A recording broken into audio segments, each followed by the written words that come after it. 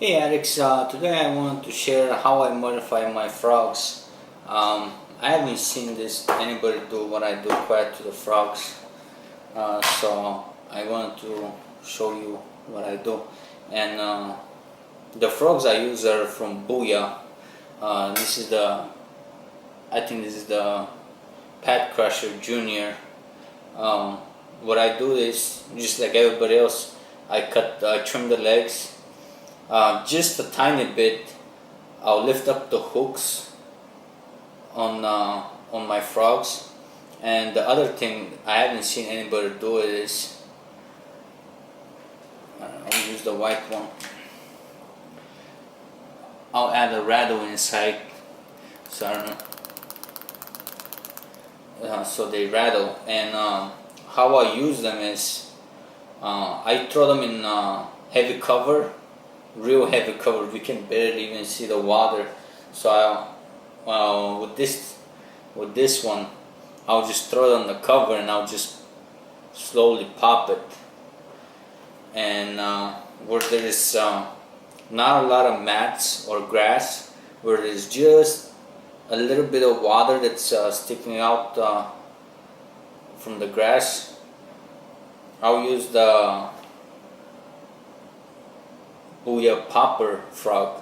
What I do with this one is I found this lure to be quite unique.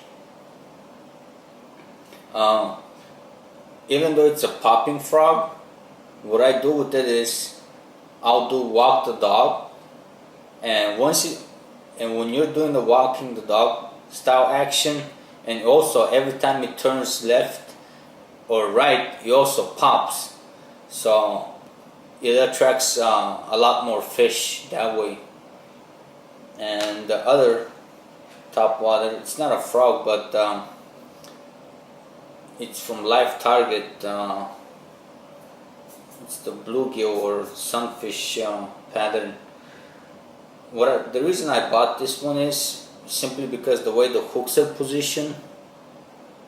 I haven't used this one, but I'll try to use it today or towards the weekend. The way the hooks are positioned, unlike a frog, you'll get better hookup ratios, because on this one the hooks are sitting like this. On the frog, hooks are sitting almost like pointing downwards. So this one might be a little bit less weedless, but either way, when you cast it, it just lands on the pads like this. So I'll just pop it, and it's still pretty weedless. And all of these, I just lift up the hooks on this one just a tiny bit, because I had a lot of blowouts and I couldn't catch any fish until I lifted it just a tiny bit. You don't want to overdo it, then they'll stick up upwards. Even though if you hook the fish, when it shakes it, it will pop out. And let me show you what I do with these is part, trying to remove the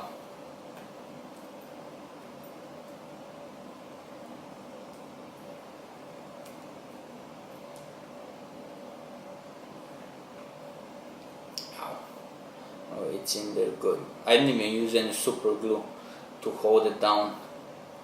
It stays on its own.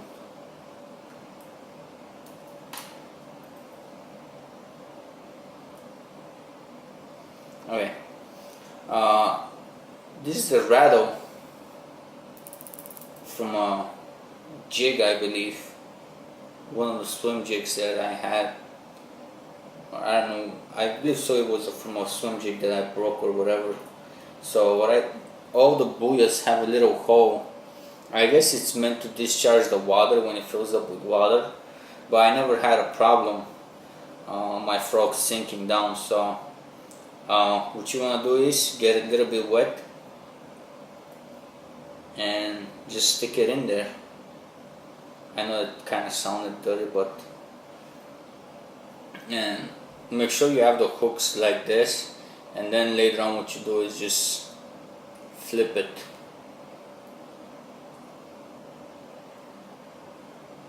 And then you have a rattling frog.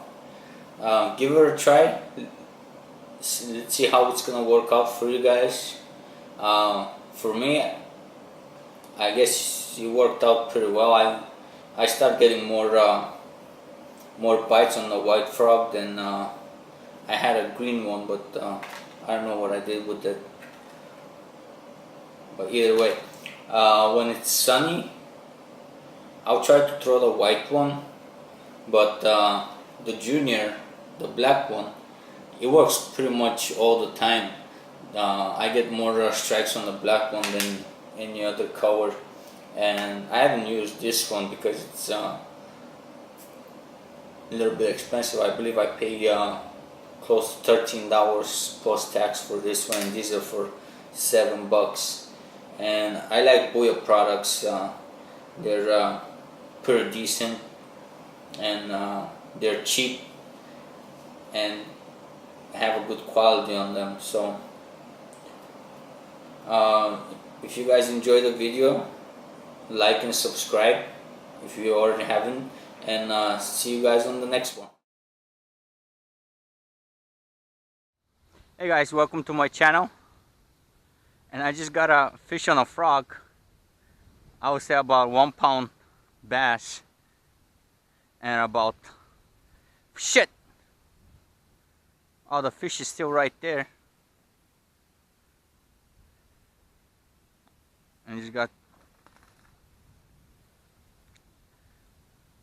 untangled on the weeds. But, yeah, it's pretty deep over there.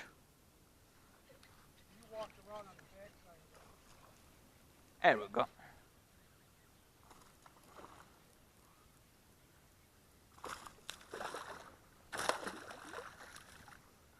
Oh, that's a toad.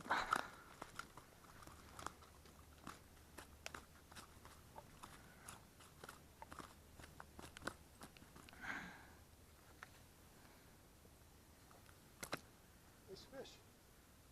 So I have good luck for you. Yeah, you are.